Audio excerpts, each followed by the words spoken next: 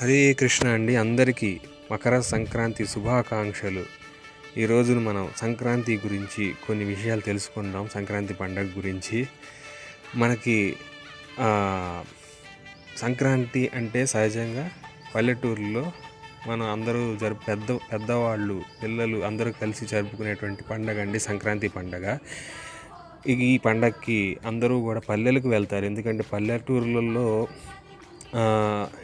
ఎడ్ల పోటీలు, కోళ్ళ పందాలు, ఆ సంబరాలంతా కూడా ఈ పల్లె వాతావరణంలో చేసుకునే పండగ.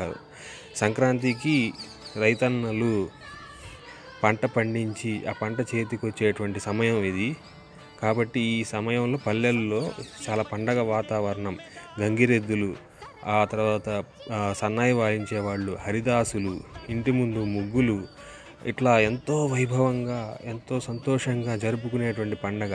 మనం అందరం కూడా మన అమ్మమ్మలు తాతయ్యలు వాళ్ళ ఇళ్ళకు వెళ్ళి సంతోషంగా ఆనందంగా అందరూ కలిసి జరుపుకునేటువంటి గొప్ప పండగ సంక్రాంతి పండగ. ఈ సంక్రాంతి పండగ రోజు పెద్దలను పూజిస్తామండి. మన పెద్దవాళ్ళ ఆశీర్వాదం తీసుకుంటాం.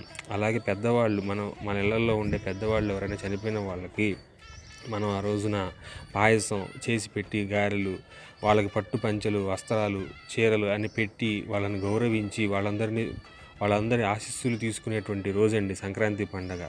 అలాగే ఈ రోజున చిన్నపిల్లలు పతంగులు అంటే గాలిపటాలు ఎగరేస్తారండి. ఈ గాలిపటాలు ఎగరేయడం వెనకాల కూడా ఒక కారణం ఉందండి. ఏమిటంటే ఈ గాలిపటాలు ఎగరేయడం వల్ల పితృలోకాల్లో ఉండేటువంటి పితృదేవతలు అంటే మన పూర్వీకులు మనం అందరం ఆనందంగా ఆహ్లాదంగా ఈ జరుపుకునేటువంటి పండుగని ఉత్సాహాన్ని తిలకించాలని వాళ్ళు గాలిపటాలు ఎగరేసి ఇదిగోండి మేమందరం సంతోషంగా జరుపుకుంటున్నాం అనేటువంటి ఒక సూచన వాళ్ళు పైనుంచి మనల్ని అందరినీ చూసి ఆశీర్వదిస్తారండి. మనం జరుపుకునే పండగలు ప్రతి ఒక్క పండగలో కూడా ప్రకృతికి అనుగుణంగా చేసుకునేటువంటి పండుగలు, ఎంతో ఆనందంగా ఉత్సాహంగా ఉల్లాసంగా చేసుకునే పండుగలండి మన పండుగలు. అటువంటి పెద్ద పండగే సంక్రాంతి. ఈ పండగకి మన ఇంటిలో పనిచేసే వాళ్ళు హరిదాసులు ఎవరైతే ఉన్నారో వాళ్ళకి ఇల్లు తిరుగుతూ హరికీర్తనలు గానం చేస్తూ హరిదాసులు కోలాహలం.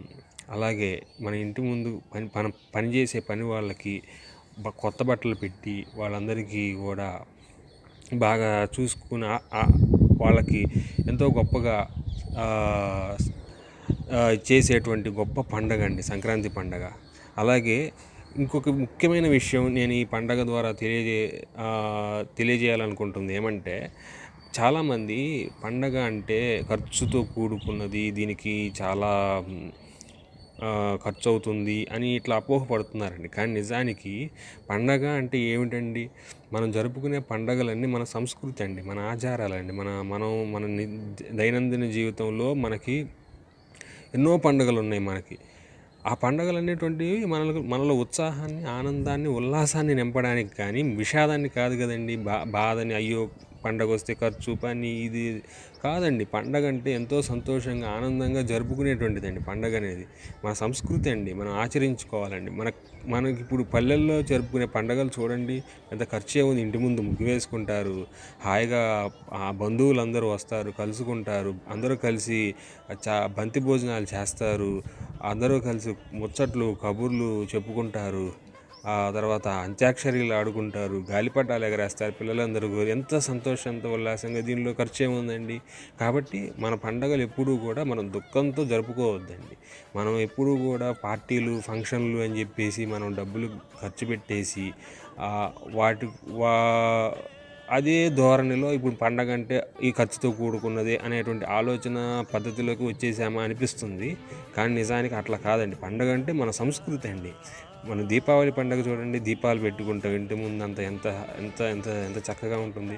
సంక్రాంతి పండుగ గాలిపటాలు ఎగరేసుకుంటూ ఇంటి ముందు ముగ్గులు, ఆ హరిదాసు కీర్తనలు, అసలు ఆ వైభవం ఎలా ఉంటుందండి. పండగ అంటే వైభవం, ఆనందం, సంతోషం, అంతేగాని ఖర్చు ఇవి కాదండి మనం చూడాల్సింది.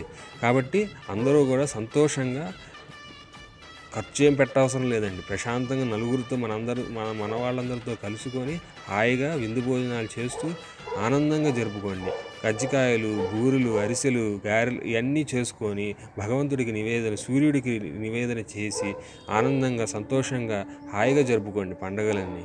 మన సంస్కృతిని, సాంప్రదాయాలని ఎంతో గొప్పగా తెలుసుకోండి, ఆచరించండి. హరే కృష్ణ. అందరికీ మరొక్కసారి మకర సంక్రాంతి శుభాకాంక్షలు.